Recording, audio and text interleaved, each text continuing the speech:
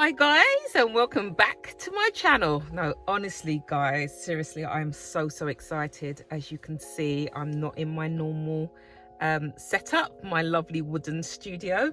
I am actually in East London, and listen to this. I've been invited to a school, a primary school, where I'll be interviewing a senior member, and I'm really excited to see what they've got to offer. I heard it's a fantastic provision when it comes to children with disabilities, and come along with me, okay? It's a bit cold outside, but we keep moving. Guys, do you think this means I'm okay to park here? I'm a little bit nervous because the last time I parked in Newham, my car got towed. So, okay, I might have to take the risk. I think I'm okay. Excited! Guys, as you can see, I've got my little sports bag. It's got my ring lights in there. Yeah, I'm just really excited, and I'll tell you why. Just feel like so many doors are opening, and I've got so many interviews lined up, but I guess this one's really different because, of course, I interview a lot of parents and a lot of adults and young people coming up with special needs or disability or medical conditions. But it's also nice to see it from, you know, school's point of view, because there are a lot of schools that are really trying their best. And just speaking to this senior member, who I'll introduce you in a bit, it just seems like this school's doing amazing stuff. So I'm excited to see it. I think sometimes us as SEND parents automatically feel that special schools are always the way, but actually, you know, there are some mainstream schools that are passionate about helping our children to achieve and reach their full potential. And as a parent, I'm extremely pleased with that. So looks like I'm approaching the school. I'm walking like I know this school. I just hope this isn't the back entrance. We'll find out. Let's have a look. I've been told I can name the school, but I'll decide maybe after the meeting. How do I get in? Oh, it is cold out here. Wow, ain't no one escaping here. That's a lovely school. Okay, how do I get in? Oh, reception. Okay, here we go.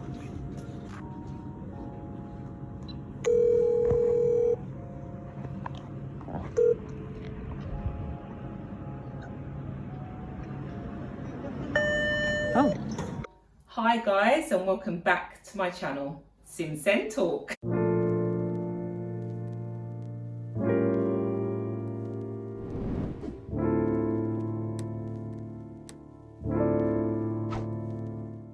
Welcome back. As you can see, I'm not in my little wooden cabin in the garden house, but I am in a school in East London. And I'm here, we've got another guest here. Well, I guess I'm the guest, aren't I? Yeah. This is Dominique. Hi. Oh, well, I call you Dom, don't I? Yes. But so we're in this amazing school, and you know, you'll see the next clips of me having a wonderful tour of this massive school that are doing. It's not massive. It's massive. That are doing so much for our children with additional needs, special needs, disability, you know, and yeah, so we'll take it from here. You ready? Yes, I'm ready. Hope then, you enjoy. Yeah. And then after this, we'll interview you. Okay. Okay? Yeah. Right, let's go. So, welcome to Dersingham Primary School. We are a school called Education for Change. So it's actually a charity that was built by our head teacher here, Lando DeCoy, and another head teacher, Joan Deslandis. and it's about tackling racism through education and curriculum. This is our E4C corridor, so it's about showing representation for all, which is mainly built around race and gender. We do have across the school some pictures of inspirational people, including SEND and those with physical disabilities as well. So it's just to showcase for our children that there are lots of things that you can do, and there's lots of people that look like you that are doing it. So this is a sort of sample of some of the books that we use within our school, or books that we can use. These books are integrated in curriculum. They're never you'll never see them in class in a sort of separate sort of bookshelf or anything like that. It's part of our curriculum. This is just here because we are an EFC school and we want to showcase what we do. So they don't just come out in October? They don't. we don't actually do Black History Month here. We acknowledge it, but we don't do it as a key focus because we have a special curriculum on Fridays called the Values Led, where we talk about racial inequality, social injustices. We also talk about our environment, environmental welfare, and those sorts of things as well. Fantastic. Okay. This is nice. So we have like a little ball. Yeah. So this is our soft play, which is timetabled for our learners. There is a light as well. Wow. But this is timetabled for our learners, so we allow only 2 or 3 learners at once. And again, it's got to be purposeful. So if we change a colour in the ball pit, so we're talking about colours, or we talk about going up and down. So it's about using vocabulary. It's not a chance for children to just come and sit and do nothing. Yeah. It's not playtime. Yeah. It's not playtime. It's about learning and learning through use of vocabulary and just making sure that we always talk to our children. And that's so important, that especially for our children who are non-verbal. Yeah. So are the children integrated in like classes, or do they? Okay. My heart's talk you through that. This is lovely though. I think that's the interview. How long has this soft play room been here? Pretty much. I think about 5 years since we came. This used to be an old hygiene room, and we got rid of it because it just wasn't fit for purpose. Yeah. For our children. Okay. Like children's Sensory room. So this is our sensory room. It's a bit hot for some reason. It's chucking out hot air. It's lovely. Beautiful. So we had a Gruffalo theme, hence the snake. We did have a large Gruffalo. Wow. But we took it out because he kept getting knocked over. Oh, okay. And then just in here we've got a This is water bed beautiful. for the children. Wow. Like to jump all over. And this room is also used for things like bucket group or any sort of intervention for the children. Speech and language, phonics sometimes done in here. It just depends on the needs of the children, where the children want to go. This is room 10. So room 10 is a purposeful provision that's set up for our learners who are tier 1 learners. So tier 1 means the children are not at the same stage as their peers. They are not working on the national curriculum, so their learning is below the national curriculum. Okay. So in here you'll find the activities that are more sensory based, so things like mirrors. There's lots of things that children can touch. We do a lot of focus on mainly literacy and numeracy. So again, a big focus there for our children. It's a little bit messy because they've just come and gone. So we set up sort of art activity. So like this board over here, so this table, this is colourful semantics. So the children have training. Sorry, the staff have training on how to use colourful semantics. And again, it's to help develop children's use of vocabulary and children's understanding. So, and you'll see this not just for learners with SEND, you'll see with lots of learners, especially children in the lower school. So identifying who, what doing, so what is the person doing, you've got the PECs there, and then where. There are other options that you can add on the end that helps to build. But this is sort of at the level of these learners, these learners to understand who, it could be Simone, what doing, filming, where, in room 10. Wow. So again, really just reiterating, going over, so the repetition is there so they can pick it up. Yeah. So even with our sort of our year ones, our year twos, or children who are low ability, who struggle to write sentences, this can also be used. Fantastic. And there's lots of others. There's sort of time, there's why, there's lots of others. It's not just the images, it's when they're saying as well. So all of our SEND team have on their lanyards our colourful semantics, so they can help, you know, explain to the children what they're doing. Brilliant. and why. In this room they have carpet sessions, they have breakfast, they do food tasting. We're going to be revamping this area so it's got more of a kitchen so they can do some cooking. And also, obviously, we've had to put all the special, the door, what do you call them? Safety guards on the door. Yeah, okay. We're trying to think about making it more purposeful. Yeah. As a kitchen, so the children can do more activities. It's because fantastic. for these children, a focus on life skills is so important, and preparing them for the next stage. Yeah. As I said before. That's brilliant. All activities change based on the children's needs, so their EHCP targets. And the system that we use Evidence Me here, which is an online tool which helps to track children's progress and are they meeting their targets. Because what you don't want is children just to come every day and just do activities having no bearing on their progress. We want all children to make accelerated progress here. That is brilliant. Thank you.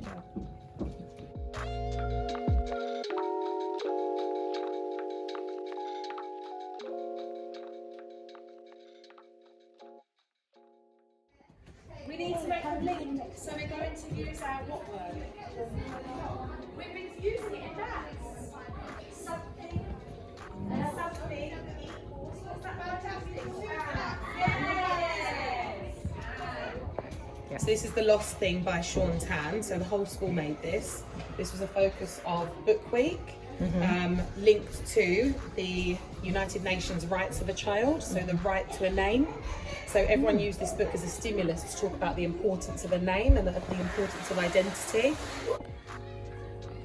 Got the library. Cosy space. Very nice. That's it.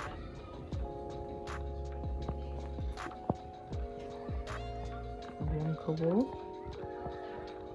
About upstairs that the children are learning about. Jack Cornwell, who went into World War One. And I think he was only 16 years old, but he lived literally around the corner. We've got, I think, 2 roads away, the Jack Cornwell Centre. Obviously Maya Angelou, Greta.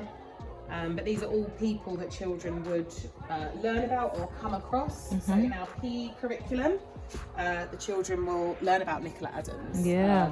They'll know about Ellie Simmons. They'll learn about lots of children, lots of people who break the mould. Yeah.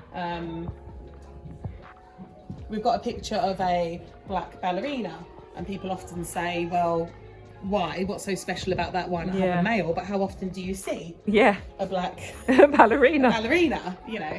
That's fantastic. Got a school rabbit as well. Buddy the rabbit, so you can read to him. That's brilliant. The children will come round and have a chat with Buddy or grab a book from the reading cafe and read with him. So lovely. Focus for this corridor is Africa, so we have our giraffes, but our boards, we decided to pick information that would break children's misconceptions about Africa as a continent, so not a country. So things like, you'll find McDonald's in Africa. Or, we talk about population, we talk about religion, we talk about, you'll find snow on a mountain on Mount Kilimanjaro, etc.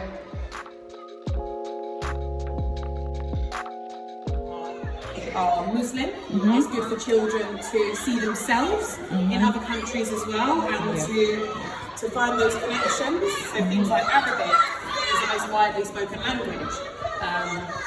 Angola has more Portuguese speakers than Portugal, so children can identify, actually there's people like me in other places and we're not all just from one.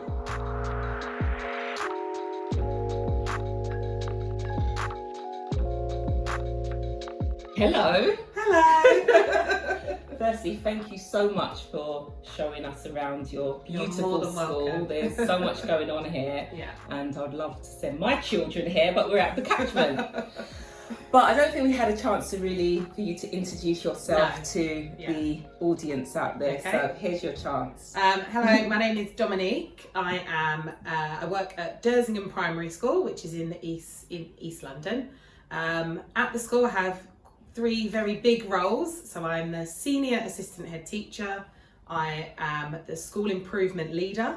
And probably most importantly, I'm the designated safeguarding lead for learners with special educational needs and disabilities. Wow. So it's a big job at our school. We've recognised that in terms of safeguarding, we need to, we decided to separate the children, learners with SEND and our mainstream children, just to make sure that someone's really advocating for the well-being of those most vulnerable children. And also, I'm sure you can imagine the caseload as well is then more equally shared, and that way, you know, we're not missing anything. We're really making sure that our children are as safe as can be. Brilliant. And how long have you been at this beautiful school? So I joined Dersingham, this is my 5th year at Dersingham. I came in, the current head teacher, Lando deployed, joined in the April, and the school was in a bit of a rocky place. The governing body was disbanded, and they got what's called an IEB, so an interim executive board, so a board of specialists from the local authority had sourced because they were worried about the outcomes for children at the school. So head teacher came in the April, and then in the September, obviously during that time was looking for more people to support with the new vision for the school, and I joined in the September with lots of other members of staff as well. Fantastic. And I know there's been so much we can see through, you know, the tour. So much. But if you could share with us what other changes has been made in the last 5 years. I think predominantly it's changing the culture and the ethos of the school.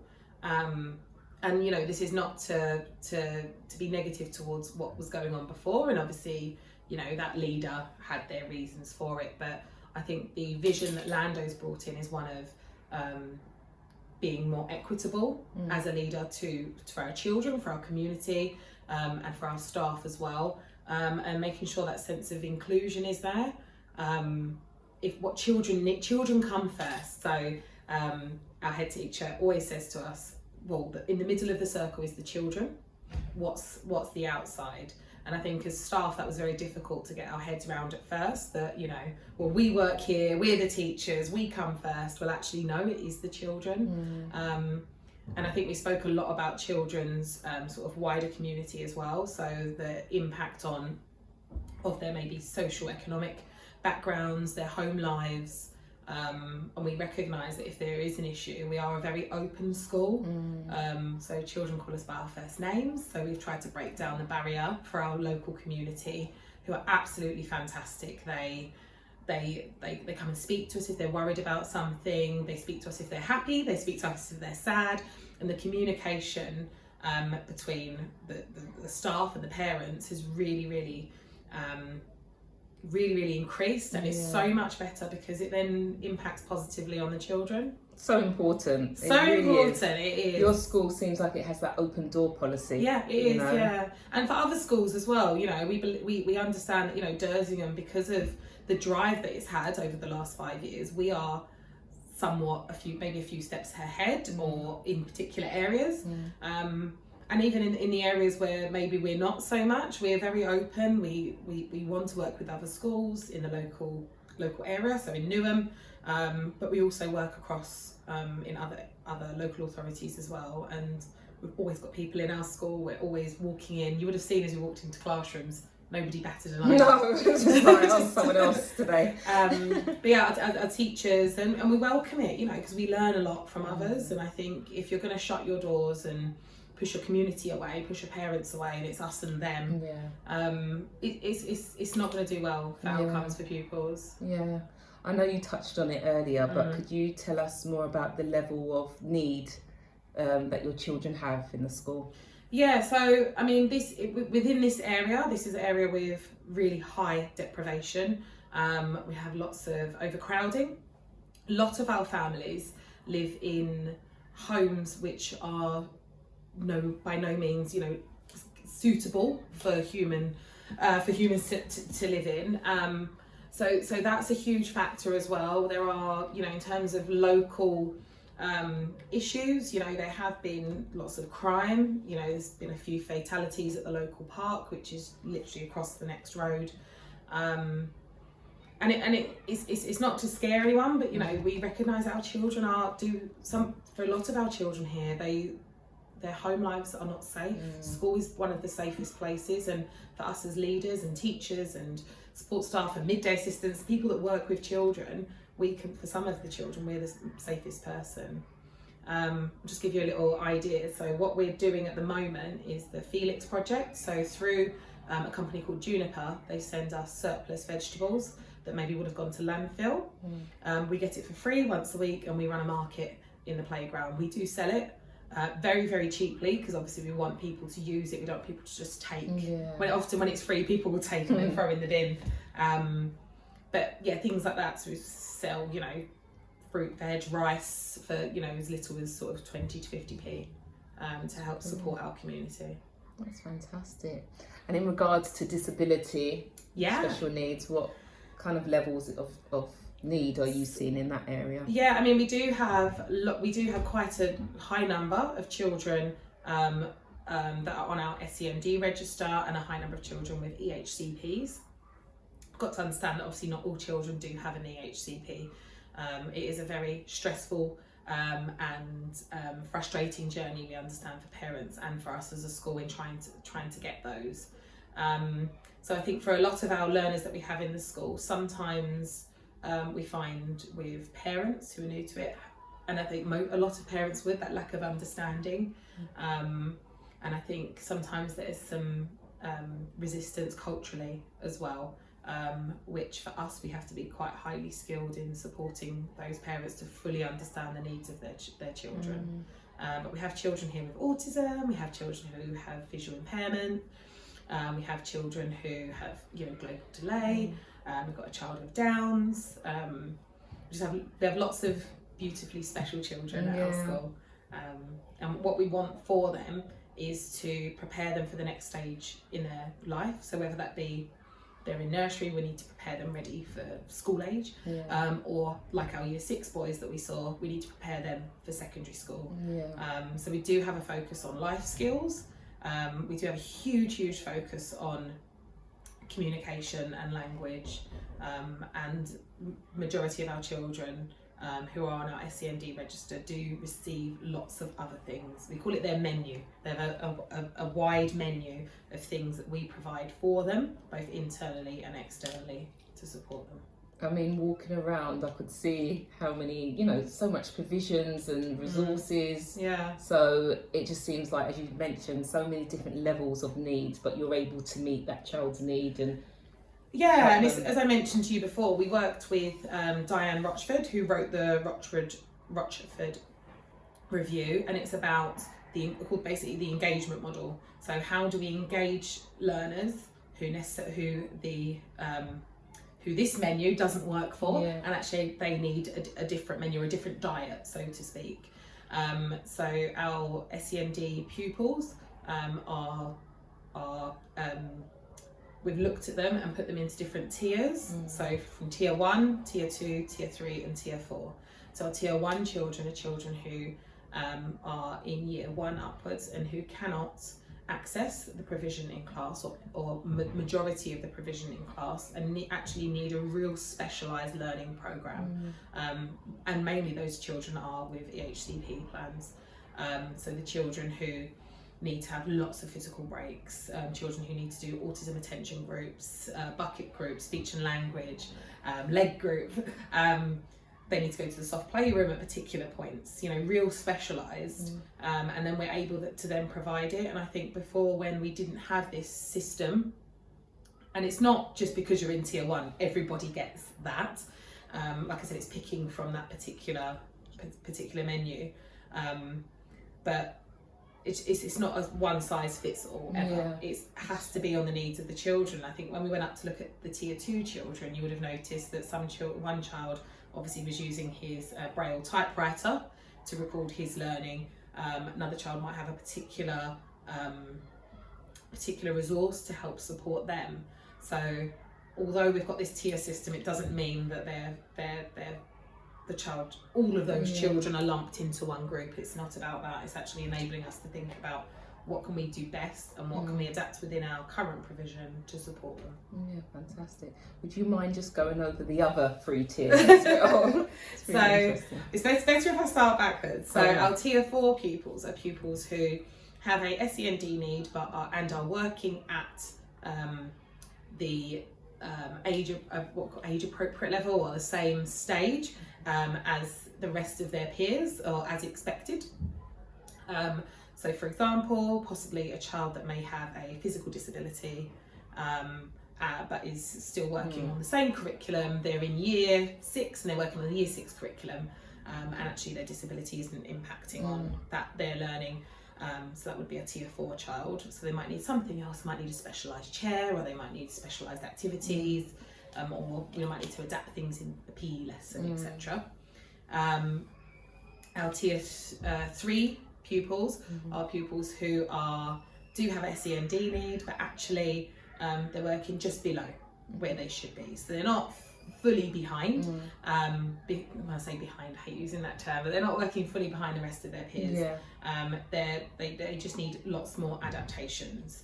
That was 3. Our tier 2s, so they often have EHCPs as well, and they're working significantly below, so they might be working in a different key stage.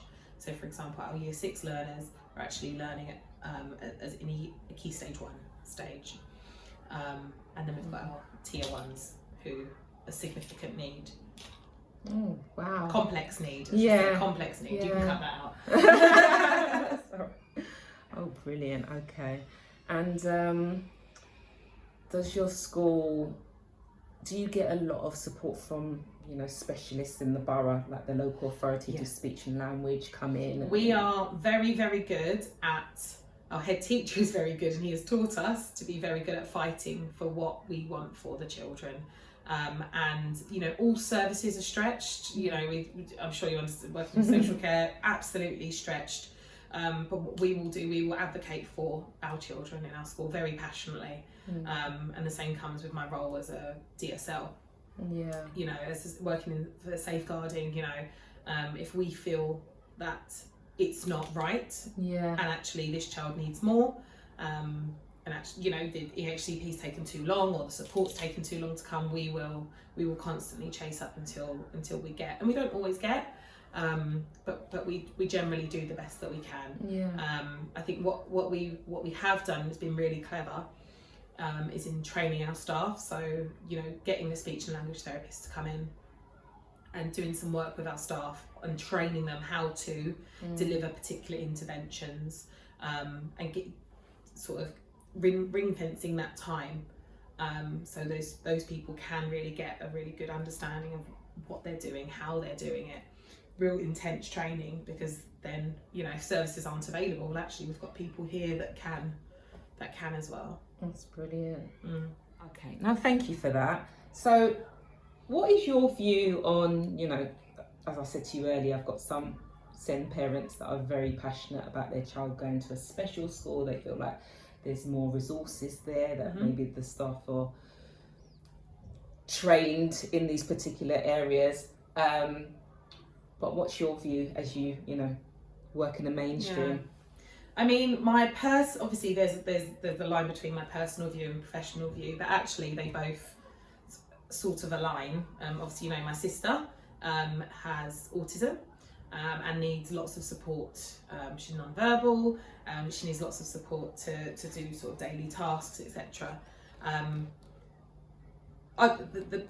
The only thing I can ever say is I think it depends on the need of the child, and I think that sometimes as a parent, we can be scared to make these bold decisions, whether it be to put your child into mainstream or to put your child into a school with a resource provision or a special school. And I think either way, it's a huge decision, and I would strongly recommend that any parent that is looking to go either way, whichever way you go, that you do your research, you go into the school, you speak to leaders.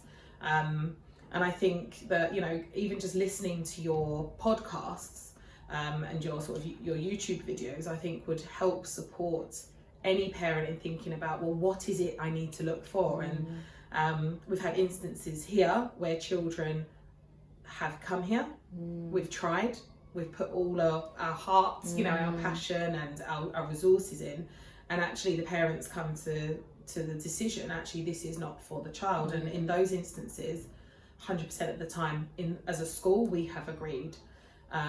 So there are some instances where that may be the only route, but you know, making those decisions on who you're going to leave your child with, regardless of, you know, an SEND need or not, you know, it's a huge decision. So yeah, I would just recommend that you go in, you have a look, you get a feel a feel of the school.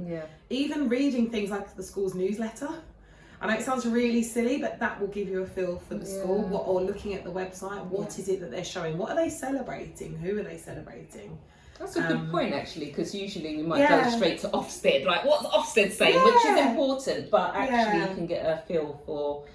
Yeah, and I think also, you know, schools Ofsted, if the school's been at Ofsted in 2014, well, actually, the leadership team may have changed. You know, the vision may have changed, a bit like our school. You know, if everything we were last done in 2017 when we first came, but since that Ofsted report, we've made you know, leaps and bounds in especially in our provision for SEND learners with SEND. Use of vocabulary is very important. So you're due soon. Yes, you will be due soon. I'm very lucky though. I had teachers an Ofsted inspector, so I don't know if that's lucky or not. You'll absolutely smash it. Thank you so much. You're so welcome. It's lovely to have you. No, thank and you yeah, always welcome back. Oh, I'd love to. Send my son. Thank you so much. You're so welcome. Oh my word. This has probably been the highlight of my, I don't want to say my year, because I appreciate everyone that I've interviewed, but this has been really different. And I think what's really been important about this experience, because it has been a really positive experience, is that it's different.